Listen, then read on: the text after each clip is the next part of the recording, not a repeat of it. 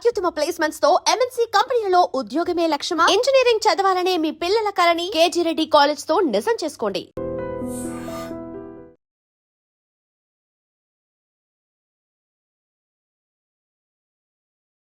నమస్తే, welcome to I dream talking point with Kavitha.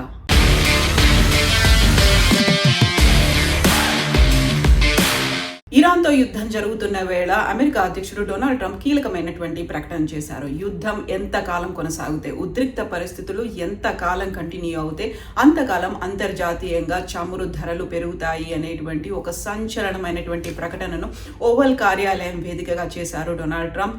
German ఛాన్సలర్తో భేటీకి ముందు Trump చేసినటువంటి ఈ వ్యాఖ్యలు అంతర్జాతీయంగా సంచలనం కలిగిస్తున్నాయి. ఇప్పటికే యుద్ధం నేపథ్యంలో ఇరాన్ హర్ముజ్ జలసంధిని మూసివేసింది. ప్రపంచానికి కావలసినటువంటి 5వ వంతు చమురుని హర్ముజ్ జలసంధి గుండా ప్రతిరోజు ప్రయాణిస్తూ ఉంటాయి. బట్ దాన్ని మూసివేసిన తర్వాత అంతర్జాతీయంగా కూడా ఇప్పటికే క్రూడ్ ఆయిల్ ధరలు విపరీతంగా పెరిగిపోయాయి. జూలై 2024 తర్వాత for the first time barrel కు $85 ధర పలుకుతోంది అనేటువంటి అంచనాలు ఇప్పుడు అంతర్జాతీయంగా మార్కెట్ సంస్థల నుంచి వినిపిస్తున్నాయి. బర్క్లీ ప్రకారం ఇది $100 కూడా దాటుతుంది అనేటువంటి మాట ఉంది.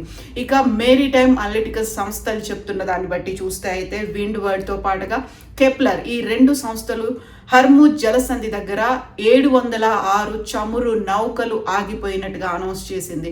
సో ఇరాన్ ముందుగానే చెప్పింది హర్ముజ్ జలసంధిని మేము క్లోజ్ చేస్తున్నామని. ఖమేనీని, సుప్రీం లీడర్ ఖమేనీని చనిపోయిన తర్వాత, అమెరికా ఇజ్రాయెల్ చేసిన దాడిలో ఖమేనీ మరణించిన తర్వాత హర్ముజ్ జలసంధిని క్లోజ్ చేస్తున్నట్టుగా ఇరాన్కి చెందినటువంటి రివల్యూషనరీ గార్డ్స్ అనౌన్స్ చేశాయి. ఒకవేళ తమ ఆంక్షలను దాటి ఎవరైనా హర్ముజ్ జలసంధి గుండా తమ చమురు నౌకలను తీసుకువెళ్తే వాటిని తగలబెట్టేస్తాం, పేల్చేస్తామనే మాట.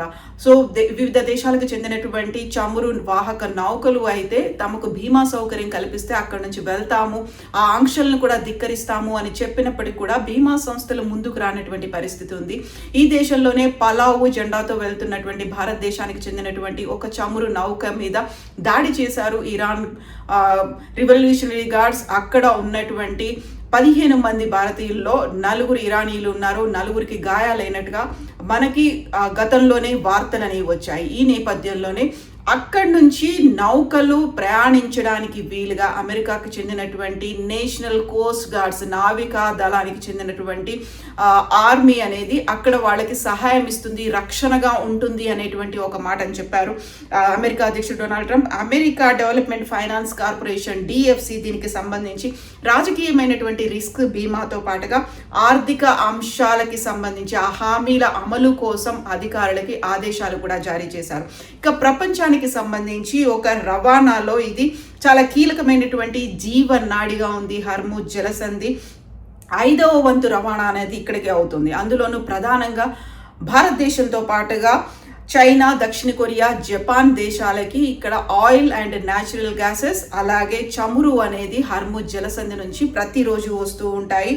ఈ నేపథ్యంలోనే భారతదేశానికి సంబంధించి ఒక కేంద్ర ప్రభుత్వం కూడా కీలకమైనటువంటి ప్రకటనని రిలీజ్ చేసింది. అందులో దేశంలో ఉన్నటువంటి చమురు నిల్వలు 25 రోజుల వరకు మాత్రమే వస్తాయి అనేటువంటి ఒక మాట చెప్పింది. బట్ ఇక్కడ ధరలు పెంచే ఆలోచన ఏమీ లేదు అనేటువంటి ఒక స్పష్టమైనటువంటి ప్రకటన కూడా కేంద్ర ప్రభుత్వం దగ్గర నుంచి వచ్చింది. ఉన్నటువంటి నిల్వలు 25 రోజుల వరకే సరిపోతాయని వచ్చినప్పటికీ కూడా పానిక్ అవ్వాల్సినటువంటి అవసరం లేదు, మేము ధరలు పెంచము అనేటువంటి మాట చెప్పినప్పటికీ అంతర్జాతీయంగా మాత్రం ఇది కీలకమైనటువంటి ఒక అంశంగా మారబోతోంది. 5వ వంతు చమురు సరఫరాలు ప్రతిరోజు అక్కడి నుంచి రవాణా అనేది హర్ముజ్ జలసంధి నుంచి జరుగుతుంటాయి. కాబట్టి అది క్లోజ్ చేసిన తర్వాత ఇప్పుడు నేనున్నాను అనేటువంటి ఒక మాటను ట్రంప్ అయితే ఇస్తూ ఉన్నప్పటికీ, ఒక హామీ ఇస్తూ ఉన్నప్పటికీ అది ఇంకొక రకమైనటువంటి యుద్ధానికి దారితీస్తుందా అనేటువంటి ఒక మాట కూడా, దానికి సంబంధించి విశ్లేషణలు కూడా వినిపిస్తున్నాయి. ఇప్పటికైతే ప్రపంచ చమురుకి జీవనాడి అయినటువంటి హర్ముజ్ జలసంధిని కూల్చివేసిన తర్వాత, మూసివేసిన తర్వాత వచ్చినటువంటి విపరీతమైనటువంటి పరిణామాల నేపథ్యంలో ట్రంప్ చేసినటువంటి ప్రకటన అంతర్జాతీయంగా క్రూడ్ ఆయిల్ ధరలు పెరుగుతాయి అనేటువంటి మాట. సో బెర్క్లీ చెప్తోంది ఇప్పుడున్నటువంటి $85 $100 కూడా పెరుగుతోంది అనేది. బట్ ఇరాన్ కూడా అదే తీవ్ర స్థాయిలో ప్రతిఘటిస్తోంది, ప్రతిస్పందిస్తోంది, దాడులు చేస్తోంది. US ఎంబసీలనే అటాక్ చేసుకొని వాటిని టార్గెట్గా వివిధ దేశాల్లో కూడా ఇరాన్ ఇప్పుడు టార్గెట్ చేస్తోంది. ఇందులో ఖమేనీ మరణం తర్వాత అక్కడ ఉన్నటువంటి కౌన్సిల్ కూడా భేటీ అయింది. తమ తదుపరి సుప్రీం ఎవరు అనేటువంటి ఒక డెసిషన్ని కూడా ఇరాన్ తీసుకుంది. బట్ ఇజ్రాయెల్తో పాటుగా అమెరికా చేస్తున్నటువంటి దాడులకి ప్రతి దాడులని తీవ్రం చేస్తోంది ఇరాన్. బట్ చమురు ధరలు కీలకంగా మారబోతున్నాయి. ప్రపంచవ్యాప్తంగా రవాణా స్తంభించిపోయే అవకాశాలు ఉన్నాయి అనే దాంతో పాటుగా ప్రతి దానికి ధరలు పెరుగుతాయి. అటు ఎగుమతి కావచ్చు, దిగుమతి చేసుకునేటువంటి వస్తువుల మీద విపరీతమైనటువంటి ప్రభావం ఉండబోతోంది అనేటువంటి అంచనాలు ఉన్నాయి. భారత్, చైనా, దక్షిణ కొరియా, జపాన్ ఈ దేశాలకి హర్ముజ్ జలసంధి నుంచి దాదాపుగా 40% అనేది చమురు, సహజ వాయువులు, ఆయిల్ అండ్ న్యాచురల్ గ్యాసెస్ అనేవి ఇక్కడ నుంచే వస్తాయి. ఆ ఎఫెక్ట్ లేకుండా నేను చూసుకుంటాను అనేటువంటి ఒక భరోసా ఇచ్చినప్పటికీ, ట్రంప్ దగ్గర నుంచి ఆ మాట స్టేట్మెంట్ వచ్చినప్పటికి కూడా అది ఇంకొంతకాలం పడుతుంది. కాబట్టి అప్పటిదాకా చమురు ధరలు పెరుగుతూనే ఉంటాయి అనేటువంటి ఒక అంచనాలు అయితే ఉన్నాయి.